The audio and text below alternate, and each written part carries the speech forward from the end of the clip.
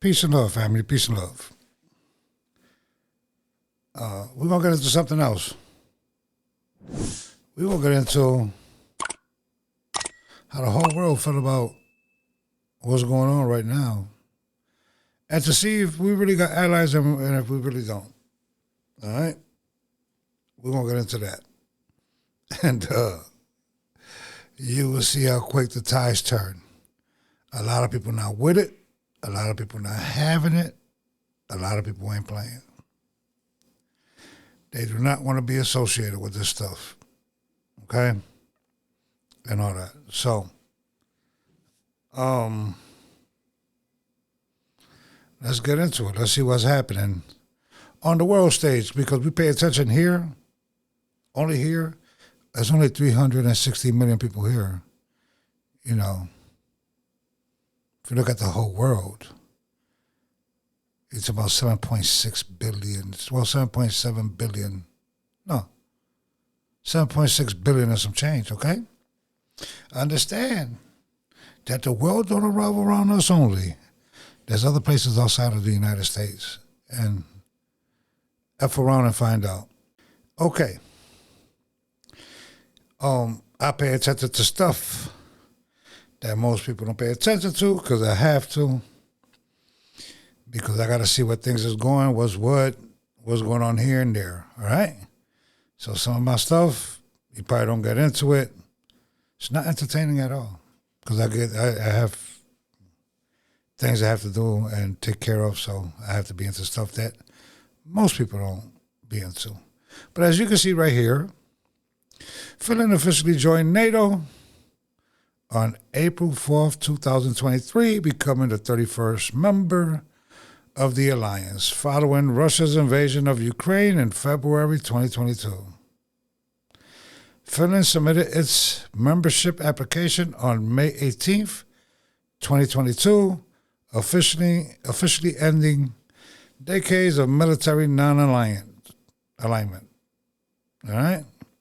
So the application was on May 18th, 2022, and Finland became a member on April 4th, 2023. Why am I bringing this up? I will show you. Why am I bringing this up? Do anybody know who this guy is? If you don't, I'll tell you who he is. He's the President of Finland. He's in India at a summit with a whole bunch of other countries. Yeah, this is one of our allies, all right? That just joined NATO, as I showed you. I put on my headset. Let's listen to what he has to say, okay? And watch. This is the reason why I say, even though what I believe is wrong, but we really don't have no allies. World worked in a certain way and juxtapose examples thereof. The second mistake we make is that we over-dramatize the present. And when we do these two mistakes, the problem is that we end up underestimating the future. And I'll try to avoid that today, but the problem is that us nerds of international relations, we quite often draw parallels between the past and the present, sometimes to make convincing sounding predictions, and sometimes just to make the case that the world was more orderly and much better in the good old days. At the same time, we get quite het up about things that we see around us, as if the world has never experienced crisis of the scale that we are presently facing. I was reminded of this lately when over the holidays I read the biography of U Thant, former Secretary General of the UN, first Asian one. The book was called The Peacemaker, and I just drew the conclusion that, at least having read that, the number of global crises is actually fairly constant. Now, by this I do not in any which way want to diminish the significance of the increase of the number of local and regional conflicts that we are now witnessing around the world. I'm deeply concerned what we see today in the Middle East, in Sudan and in Ukraine. just to name a few.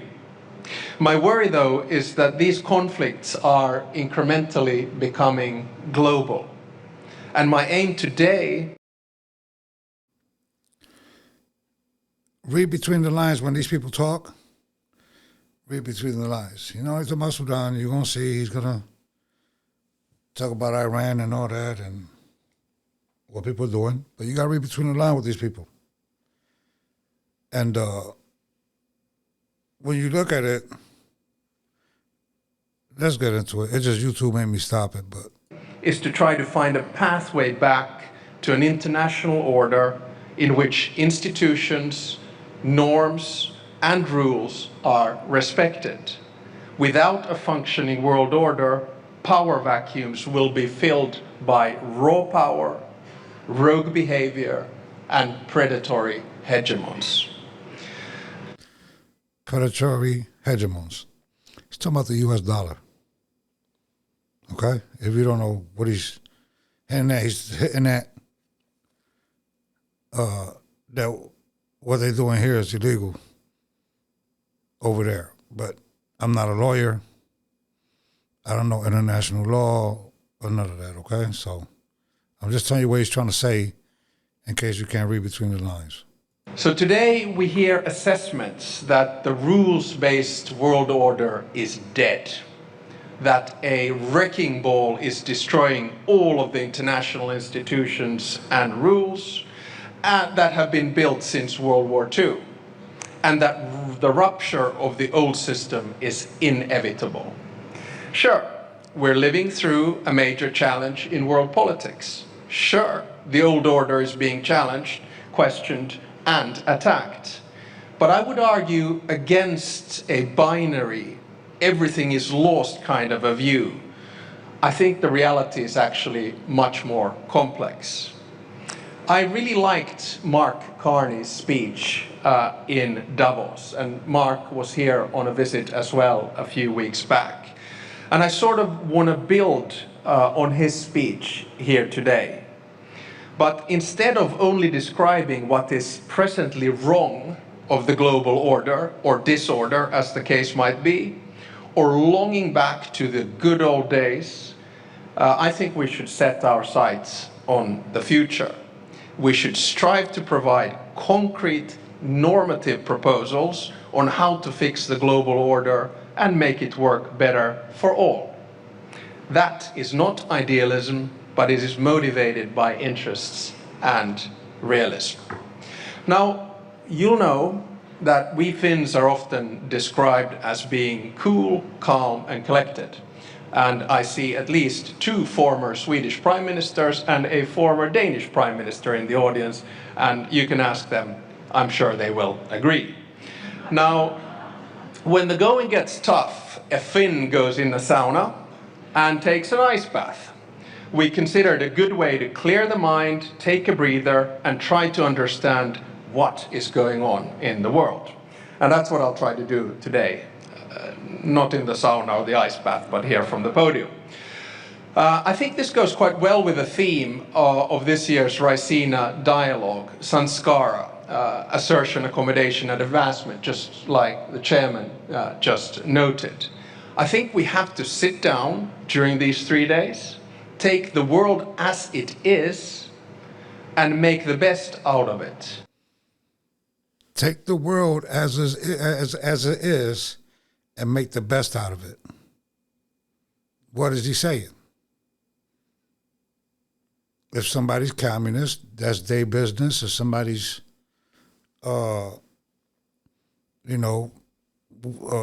Afghanistan or different ideologies, that's on them. Nobody should interfere in that. That's what he's saying. That's what he's saying. In a dignified manner. So today I will kick off the Raisina dialogue by focusing on 2 things. First, I will attempt to identify the problem. So what's wrong with the world order today? And second, I will try to outline a number of possible concrete solutions for the future, which you can then tear apart in your dialogue.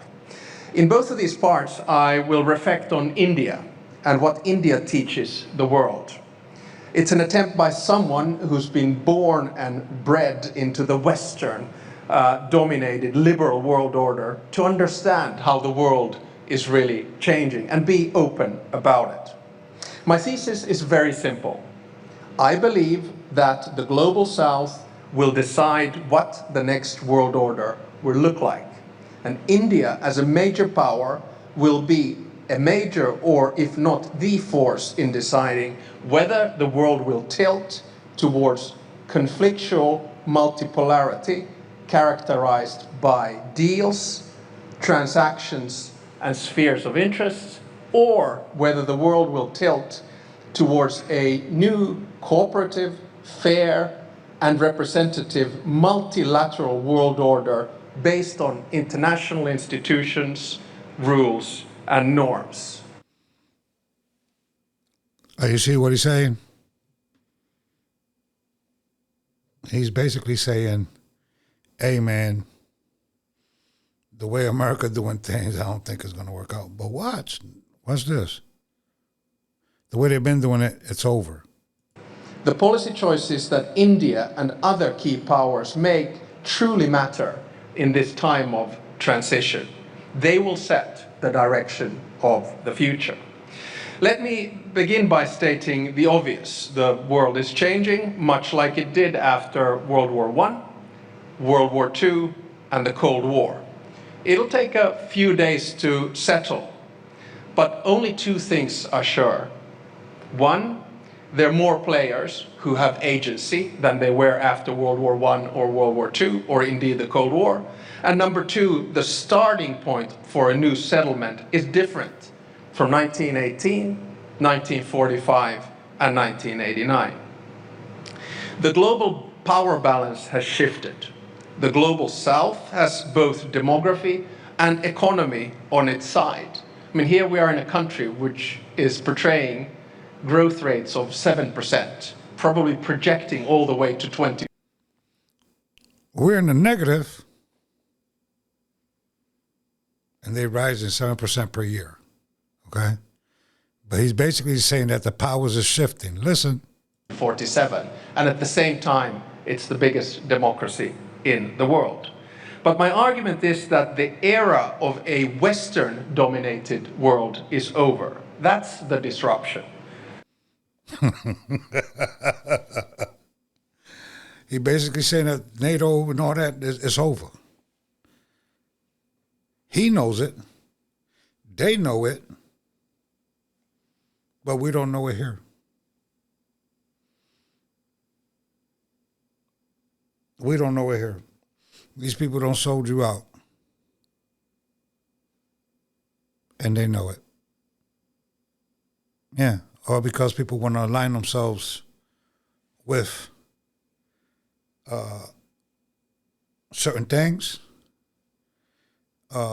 Just because people want to act cultish on which side is better.